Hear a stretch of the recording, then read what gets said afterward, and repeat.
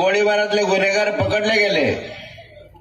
त्या गुन्हेगारांना एक गुन्हेगार जो आहे जो पकडला गोळीबार करणाऱ्यातला, तो मागच्या 8-10 दिवसापूर्वी आमदार साहेबांच्या रॅलीमध्ये आमदारांबरोबर फिरत होता।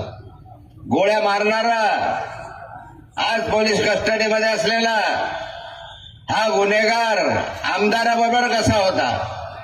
मग गोळीबार कोणी केला? कुणाच्या सांगल्यावरून गेला? तुमच्या बरोबर हा गुन्हेगार आला कसा? हा गुंड तुमच्या बरोबर आला कसा? त्याने गोळ्या घातल्या आणि आज पोलीसमध्ये त्यांच्या रॅलीमध्ये फिरत होता। अरे गुन्हेगारांचे संबंध असलेले असे आमदार जे गोळ्या घालू शकतात, गोळ्यानं मारू शकतात गुंड, अशांबरोबर संबंध ठेवणाऱ्या गुंड लोकांना परत आपल्याला निवडून द्यायचं आहे का? काय विकासाचं आहे म्हणे? आम्ही विकास केला। कुठला विकास केला? रस्ता केला, गटार केला, ठेके दिले। कुणाला दिले ठेके?